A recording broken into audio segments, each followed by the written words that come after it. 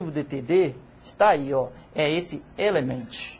O element é nele que vão ser definidos quais serão as minhas marcações. Para que o nosso documento XML seja válido, nós no DTD definimos que ele deve ter uma lista de veículos que é formada por veículos, que está definido aqui o tipo, como é que as minhas marcações, como deve ser as minhas marcações. Eu sei que dentro ainda da minha marcação veículo, eu tenho que ter outros elementos, no caso, nome, tipo, marca. Eu vou criando, com o decorrer, com o passar do tempo, uma estrutura hierárquica.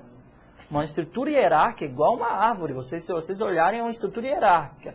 Lista, dentro dela eu tenho veículos, dentro dela eu tenho um nome, eu tenho um elemento, eu tenho isso, eu tenho aquilo. Ótimo. Então, ali você está validando a sua arquitetura do documento.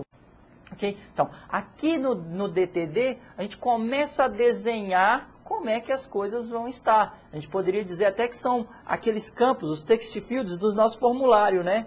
A gente está arrastando esses formulários e eles devem ser preenchidos ou devem ser obedecidos por outros documentos. Um documento, ele pode ou não adotar um documento DTD para validá-lo, lembrando.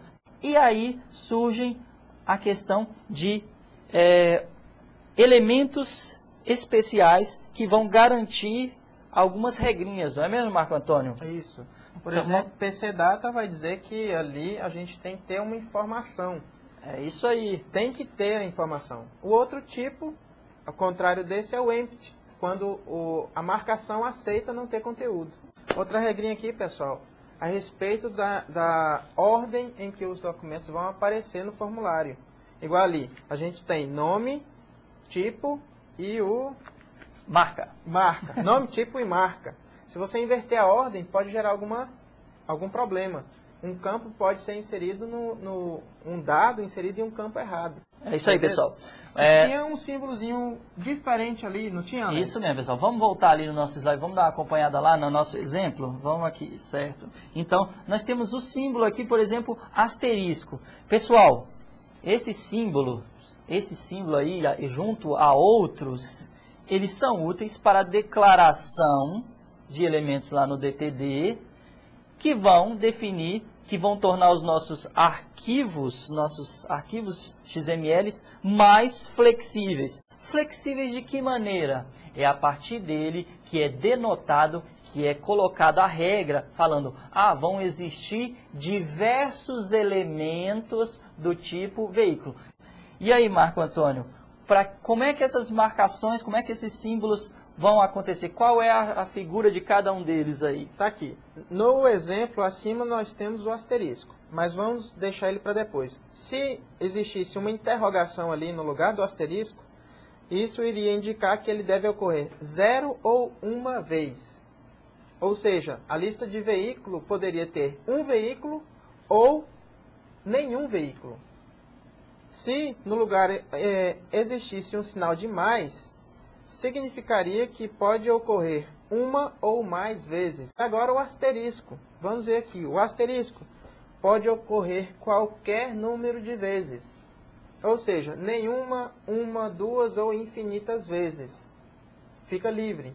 E aí tem mais uma aqui que não trabalha da maneira como essas três trabalham, o asterisco, o mais e a interrogação, que é o pipe, sabe o nome disso em português? O lógico, né? É o lógico. Isso. Ele especifica que você deve escolher entre dois elementos. Agora, como validar, não é? Como validar esses nossos documentos? Uma vez construídos, pessoal, nós temos que acrescentar essa linha aí, ó, essa linha, que começa aí, doctype, lista veículo, system, lista.dtd, ou seja, o nosso arquivo lá deve ser nomeado como um ponto .dtd e será utilizado, aí acrescentando essa linha aí no nosso documento XML, ele vai ser utilizado para garantir que o nosso documento seja válido. Outro elemento importante para a criação dos nossos documentos XML consiste nos atributos. Vamos dar uma olhadinha aí então, pessoal.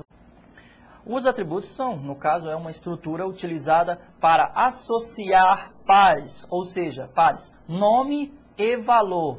Nome e valor, diferentemente da nossa marcação e os nossos dados de caracteres. Ou seja, lá na nossa marcação veículo, por exemplo, nós poderíamos dentro dela ter um atributo mencionando, citando aqui que se o veículo está consertado, sim ou não. Ou seja, você tem valores aqui que são importantes, que denotam algum tipo de informação, mas que ao invés de estarem fora das marcações, eles estão dentro da marcação. Vamos dar uma olhadinha então, pessoal. Então, a sintaxe para a declaração de atributos é essa daqui, ATT-list, o elemento XML alvo, o nome do atributo, o tipo e o seu valor padrão. Ok. Certo. Sobre os atributos, nós sabemos, ou vocês já devem ter percebido na apostila, que eles podem assumir 3 valores. Requerido, ou seja, que é obrigatório. Implied, ou seja, ele é implícito, seja ou não possível, vocês podem ou não utilizar. Ou fixed. Analisando também aqui, nós temos a questão dos atributos. Os atributos eles podem ser organizados, seja em categorias uma string, caracteres, conjunto de caracteres e assim por diante. Tokenize, a ideia de tokenize é essa, ID e ID-ref, elementos que vão ser identificadores, igual a um banco de dados, e o ID-ref, uma ID de referência para ser associado a ele. E finalizando também a enumeração, lista de possíveis valores que vão poder ser assumidos dentro de um atributo, tá ok? Isso tudo, obviamente, dentro do nosso DTD, é ele que vai garantir isso, tá ok? É nele que nós vamos definir o que pode e o que não pode ser utilizado dentro do documento XML. E além disso, Alex, a gente tem as entidades, que nada mais são do que constantes. Muito bem. Dá para interpretar como constante. Consiste em uma marcação no DTD que possibilita a utilização de referência. A gente vai estabelecer aqui o quê? Quando ocorrer um determinado valor no XML, vai ser substituído por outro, que você já declarou. Vamos ver aqui o exemplo que facilita a visualização. Olha lá, no DTD tem o entity, elemento, que está ali o elemento. E o XML, quando ocorrer, olha lá, elemento a gente declarou, aqui no DTD. Um aspecto a ser citado aí é que essa marcação no DTD denominada entity, vocês têm o nome dela, que se está chamando element, mas ela deve começar com esse E comercial e o jogo da velha, ou cerquilha, para que vocês tenham acesso ao elemento que vocês estão definindo. Lá no XML já vocês têm que utilizar o E comercial e o nome da marcação que vai ser utilizada para acessar um valor fixo. É aí que entra aquela ideia de que vocês podem definir elementos, vocês podem definir essas entidades para utilizar o maior e o menor que vocês não conseguem utilizar normalmente. Então, a utilização de entidades é importante nesse processo. Eu quero utilizar o sinal de maior e de menor. Utilize a ideia de entidades que vocês podem incorporar ao corpo do XML e na hora do processamento vocês irão visualizar isso, tá ok? A resposta vai ser o que se espera. Isso mesmo, tá ok? Continuando. Aí você falou algo interessante. Quando a gente quer utilizar um símbolo que não é permitido, usa o entity. E às vezes você precisa digitar palavras, por exemplo, em português, ser cedilha, algo desse tipo. Como que a gente faz? Aí temos aqui, ó, CDATA, são blocos de texto que não serão analisados. Então, a gente pode colocar o que for preciso para inserir a informação aí. Eles Muito não bem. serão interpretados pelo analisador sintático semântico do XML. Isso mesmo, muito bem lembrado, Marco Antônio. Então, o bloco CDATA aí, ele é importantíssimo, ele é muito conhecido para quem já trabalha com linguagens scripts.